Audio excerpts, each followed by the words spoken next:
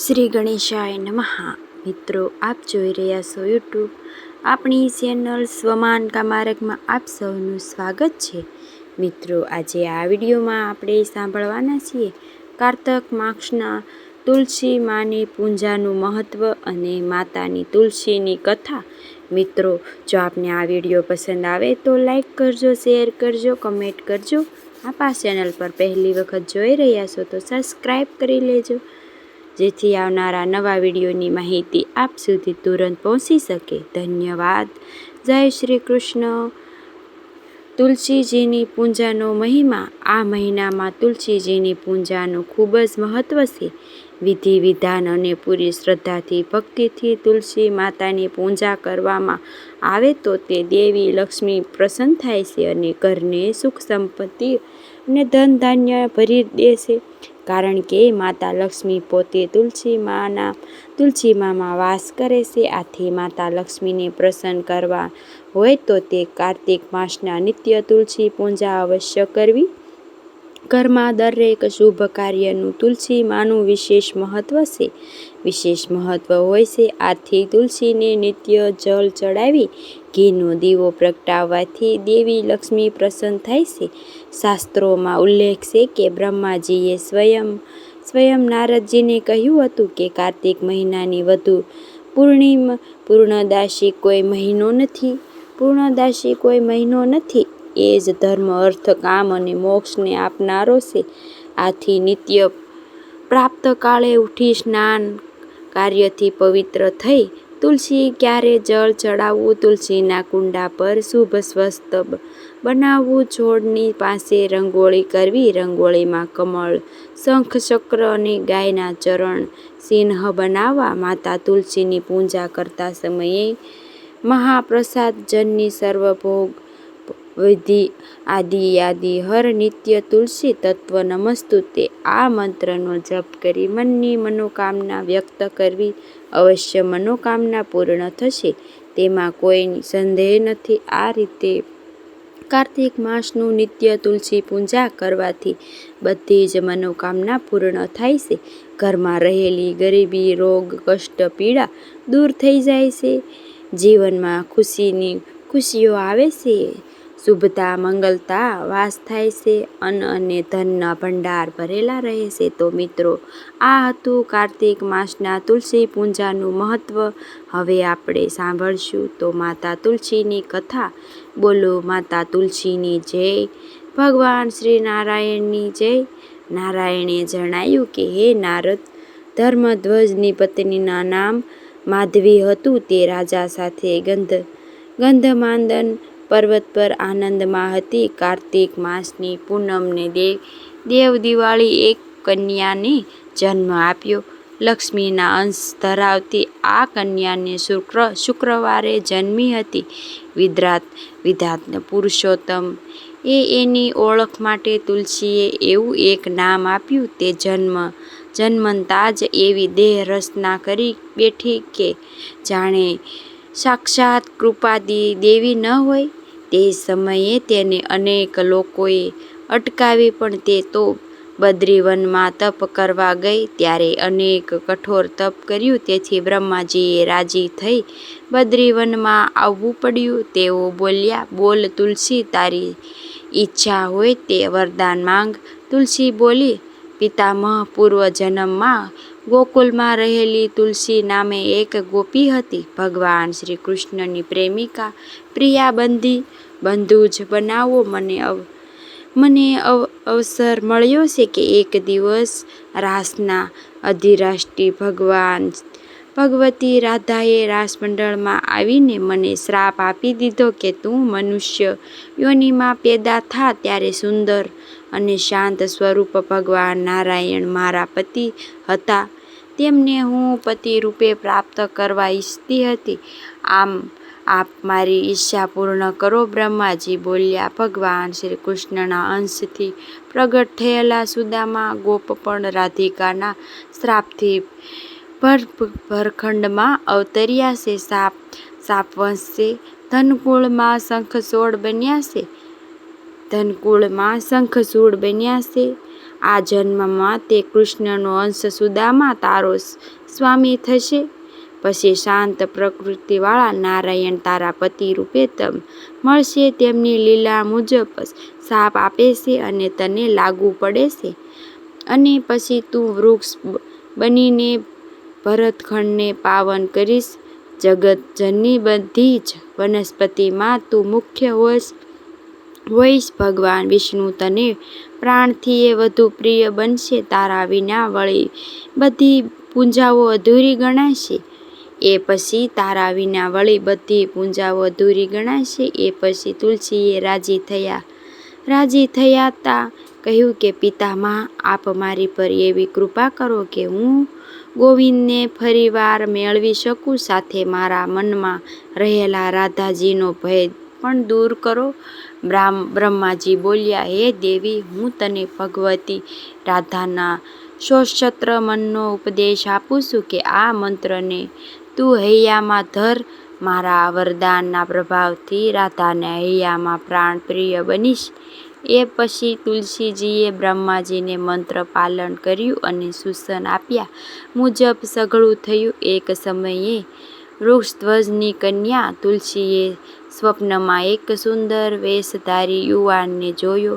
સ્વપ્નમાં જ એની સાથે હાસ્ય વિનોદ થયો. સ્વપ્નમાં દૂર થતાં તુલસી વિલાપ કરવા લાગી. ત્યારે મહાન યોગ શંખચૂડ બદ્રીવનમાં આવ્યો. જેને જગેશ્વર મુનિની કૃપાથી ભગવાન શ્રી કૃષ્ણનો સુંદર મંત્ર મળ્યો હતો. તેઓ એક પુષ્કરમાં આ મંત્ર સિદ્ધ કર્યો હતો. એ એકવાર આવી રહ્યો હતો ત્યારે તુલસીએ નજર એની પર પડી. ત્યારે તુલસીએ સ્ત્રી સ્વભાવે કપડાથી પોતાનું મોં ઢાંકી દીધું. તુલસી ઉત્તમ આચરણથી સાથે સુંદર અંગો ધરાવતી હતી. તેથી શંખચૂડ એની પાસે આવીને બેસી ગયો અને મીઠું મીઠું બોલી ઉઠ્યો કે દેવી, તમે કોણ છો? તમારા પિતા કોણ છે? તમારો પરિચય પામીને હું ખૂબ આનંદ પામીશ. ત્યારે તુલસીએ શંખચૂડને કહ્યું કે હે અજાણ્યા મહાશય, હું ધર્મધ્વજ રાજા કન્યા છું. તપસ્યાની ઈરાદાથી હું આ વનમાં રહું છું. તમે તમારો પરિચય આપીને અહીંયાથી જઈ શકો છો. કારણ કે ઉચ્ચ કુળની કોઈ પણ એકલી સાધી સાથે એકાંતમાં કોઈ કુળવાન પુરુષ વાત કરે તે ઠીક નથી. શંખચૂડે સાંભળીને હસતા હસતા બોલ્યો કે હે દેવી, આપ સર્વથા યોગ્ય કહું છું કે પરંતુ અત્યારે તો બ્રહ્માજીની આજ્ઞાથી આપનું કાર્ય પાર પાડવા આવ્યો છું. ગંધર્વ વિવાહથી તમને મારા સહસ્પત્ની બનાવીશ. દેવી, પૂર્વ જન્મમાં શ્રીહરિ પાસે રહેનારો ગોપ છું. સુદામા હતો શ્રીહરિનો અંશ છું. દેવી, રાધાજીના શ્રાપથી હું દાનવોનો રાજા બન્યો છું. ભગવાન શ્રી કૃષ્ણનો મંત્ર મારા માટે ઇષ્ટ મંત્ર છે. તેમની કૃપાથી મને પૂર્વજન્મની વાતો યાદ છે. તમે પણ પૂર્વજન્મમાં કૃષ્ણની પાસે રહેનારા તુલસી હતા. ત્યારે તો બ્રહ્માજીનું ત્યાં એક સમયે આગમન થયું. તેઓએ પૂછ્યું કે તું તુલસી સાથે શી વાતો કરી રહ્યો છે?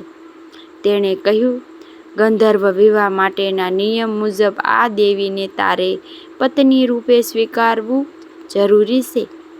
બ્રહ્માજીએ તુલસીને પણ જણાવ્યું, તું પણ આ શંખચૂડની પ્રિય પત્ની બની જા અને પછી તું ગોકુલોમાં ભગવાન શ્રી કૃષ્ણ પાસે જઈ શકીશ. અને આ શંખચૂડ પણ એનું આ શરીર છોડીને વૈકુંઠમાં જઈને ભગવાન ચતુર્ભુજ વિષ્ણુમાં સમાઈ જશે. આમ બ્રહ્માજી શંખચૂડ અને તુલસીને એક આજ્ઞા આપી તેઓ પોતાના લોકમાં ચાલ્યા ગયા.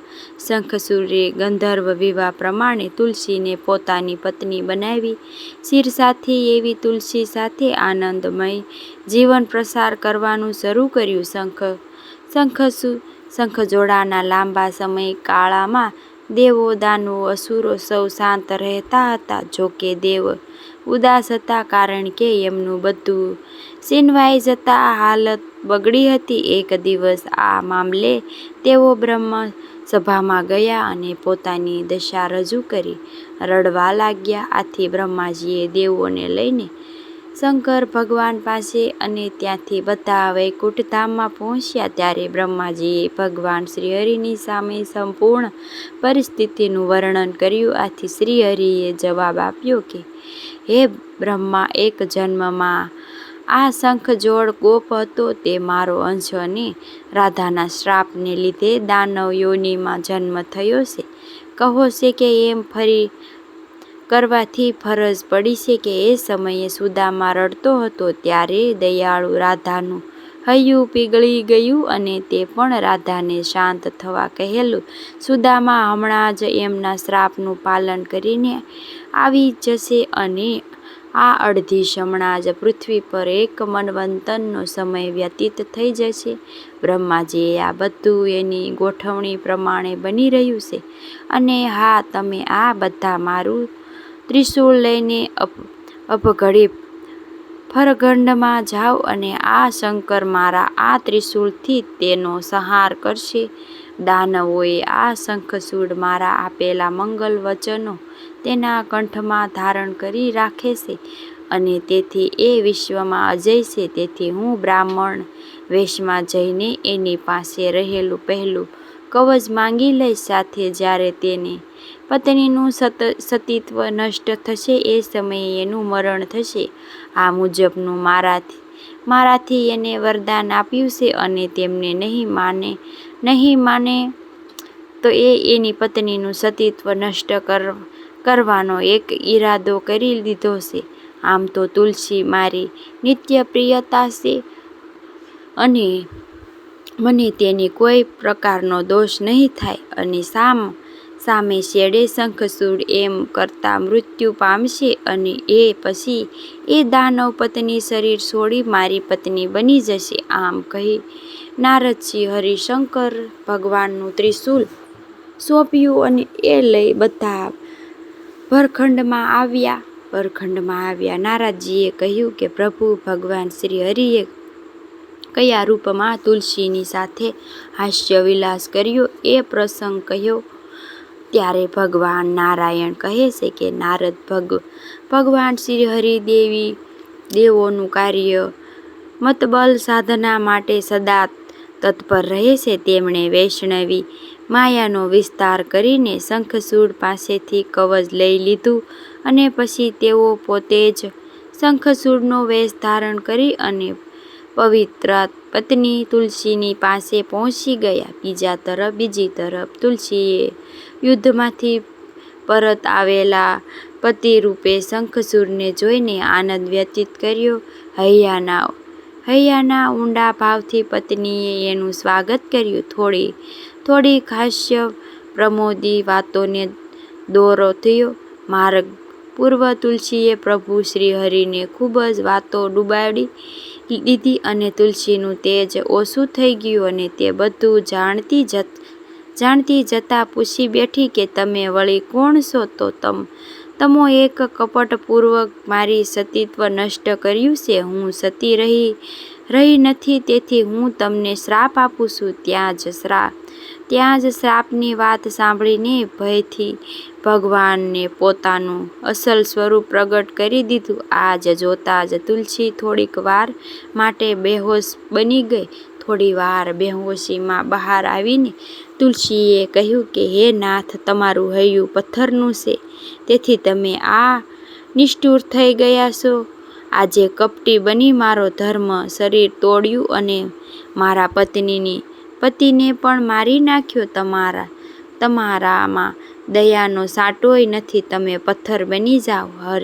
અરે, તમારા જ હાથે તમારો ભક્ત માર્યો. ત્યારે ભગવાન શ્રી હરિએ કહ્યું કે હે કલ્યાણી, તમો મને મેળવવા માટે ભરખંડમાં રહીને લાંબા સમય સુધી તપ કર્યું. એ જ સમયે વળી તમને પ્રાપ્ત કરવા માટે શંખચૂડ પણ તપ કર્યો હતો.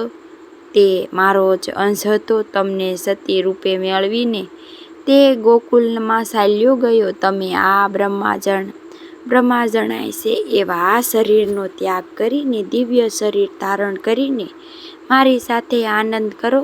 તમારો દેહ ગણકી નદીમાં રૂપમાં પ્રસિદ્ધ થશે. આ પવિત્ર નદી પૂર્ણ ભૂમિ ભરખંડમાં ઉત્તમ પુણ્ય આપનારી કહેવાશે. તમારા કેશ પવિત્ર ઝાડ બનશે. તમારા કેસરી ઉત્પન્ન થનાર આ વૃક્ષ જગત માતા તુલસીના નામે વિખ્યાત થશે. દેવો પૂજામાં જે કોઈ લીલા પાન વાપરશે તેમાં તમારું સ્થાન મુખ્ય હશે. તુલસીના પડેલા પાંદડાનો સ્પર્શ મેળવવા ત્યાં બધા દેવો નિવાસ કરશે અને હું પણ ત્યાં રહીશ. હું તમારા શ્રાપને સાચો ઠરાવવા ભરખંડમાં પથ્થર બનીશ. ગણિકે કિનારે મારો નિવાસ હશે. જ્યાં શાલિગ્રામની શિલા હોય ત્યાં ભગવાન શ્રી હરિનો નિવાસ હોય. એટલું જ નહીં, એમની સાથે લક્ષ્મીજી પણ બિરાજતા હોય છે. જેના માથે બ્રહ્મા હત્યાનું જે પાપ હોય તે અને વળી શાલિગ્રામ ભગવાન શ્રી પૂજા કરે છે એનો ગુનો માફ થશે જતો હોય. શાલિગ્રામ પર અભિષેક કરનારને બધાય પ્રકારનું પુણ્ય દાનનું ફળ મળશે. મૃત્યુકાળમાં શાલિગ્રામના શરણનું જળ પીવે છે તેના સંપૂર્ણ પાપોનો અંત આવશે અને એ પછી વિષ્ણુ લોકમાં જાય છે. જે વ્યક્તિ શંખ દ્વારા તુલસીજીનું પત્ર તોડશે એ વ્યક્તિને જીવનમાંથી પત્ની ચાલી જશે અને 7 જન્મ સુધી. જે વ્યક્તિ શંખ દ્વારા તુલસીજીનું પત્ર તોડશે વ્યક્તિના જીવનમાંથી પત્ની ચાલી જશે અને 7 જન્મ સુધી રોગિષ્ટ બનશે. શાલિગ્રામનું તુલસીએ અને શંખ આ ત્રણેય જ મહાયાગની પુરુષ સુરક્ષિત રાખે છે. ભગવાનને પ્રિય બનશે. આટલું તુલસી દેવીને કહીને પ્રભુ શ્રી હરિ મૌન થઈ ગયા. ત્યારબાદ તુલસીએ પોતાનું શરીર છોડ્યું અને દિવ્ય રૂપે ભગવાન શ્રી હરિની છાતીમાં સમાયા તથા લક્ષ્મીજીને જેમ શોભવા લાગ્યા. અને આમ લક્ષ્મી, ગંગા, સરસ્વતી એ 3 પત્નીઓ પછી તુલસી દેવી ભગવાન શ્રી હરિના ચોથા પત્ની બન્યા. એટલું જ નહીં, એ પછી તુલસીના દેહમાંથી કડકી નામે નદી ઉદ્ભવ પામી. એ ભગવાનની શ્રીહરિ પણ તેના તટે મનુષ્યો માટે શાલિગ્રામ બન્યા. આથી જ આપણા હિન્દુ ધર્મમાં તુલસી પૂજાનું ખૂબ મહત્વ છે. બ્રહ્માવૈર વ્રત પુરાણમાં ભગવાન નારાયણ કહે છે કે હે વરાને, હે સતમુખી, ત્રિલોકમાં દેવ પૂજાને ઉપયોગ માટે કરવામાં આવનારા સર્વપત્ર પુરુષોત્તમ તુલસીએ પ્રમુખ ગણવામાં આવે છે. શ્રીમદ દેવી ભાગવતમાં કહ્યું છે કે ફૂલોમાં જેની કોઈની સાથે તુલસીના થઈ શકતી નથી, જેનું મહત્વ વેદોમાં પણ વર્ણિત છે. સર્વ અવસ્થાઓમાં સર્વે દેવ પવિત્ર રહે છે. જે તુલસી નામથી પ્રસિદ્ધ છે. ભગવાન શ્રી માટે શિરોધાર્ય છે. જે સહુને શ્રી મનગમતી તેમજ સર્વપૂર્ણ જગતને પવિત્ર કરનારી છે. તે જીવન મુક્તિ દેનારી છે અને શ્રી હરિની ભક્તિ પ્રદાન કરનારી છે. ભગવાન તુલસીની હું ઉપાસના કરું છું. આપણા શાસ્ત્રોમાં કહ્યું છે કે જે વિદ્યાર્થી વ્યક્તિ તુલસીના ક્યારાની માટીનું તિલક કરે છે તેની તેજસ્વી વધે છે, તેમની યાદ શક્તિ વધે છે, તેમની સ્મરણ શક્તિ વધે છે. સ્કંદ પુરાણમાં કહ્યું છે કે જેના ઘરે તુલસીની પ્રતિદિન પૂજા થાય છે તે ઘરે યમદૂત ક્યારેય પણ આવી શકતા નથી. જ્યારે તુલસીના પૂરતા રોપ હોય છે ત્યાં હવા 24 કલાક શુદ્ધ રહે છે. આવા ઘરના લોકો નિરોગી રહે છે, તેમને દીર્ઘાયુ પ્રાપ્ત થાય છે. સંતોષા કહ્યું છે કે તુલસી નિર્દોષ પ્રત્યેક ઘરમાં તુલસીના 1 થી 2 રોપા હોવા જોઈએ. સવારે તુલસીના દર્શન કરવા, તુલસીની પાસે બેસીને દીર્ઘ શ્વાસ લેવા અને મૂકવો કે આરોગ્ય સારું રહે છે. તેમની દમ થવાની સંભાવના ઓછી થઈ જાય છે. તુલસીને સ્પર્શ કરનારી હવા શ્વાસ સાથે શરીરમાં લેવાથી રોગ પ્રતિકારક શક્તિ વધે છે. સંતો કહે છે કે તુલસીના પાન ત્રિશોરનાશને તેને કારણે કોઈ પણ દૂષણ ભાવ પડતો નથી. પ્રતિદિન તુલસીના પાચનથી 7 પાન ખાઈ શકે છે. તુલસી હૃદય અને મગજ માટે પુષ્કળ લાભદાયી છે. ઈશ્વર પાસે પ્રાપ્ત કરેલી આરોગ્ય સંજીવની છે. જમવા પહેલા અથવા જમ્યા પછી તુલસીના પાન આરોગ્ય માટે લાભદાયી છે. વાત અને કફના શમ માટે તુલસી ઔષધિ કામ કરે છે. આથી જન્મ નિત્ય સારો રહે છે. મિત્રો, મને સાંભળવા માટે ધન્યવાદ. આપ સૌને મારા જય શ્રી કૃષ્ણ.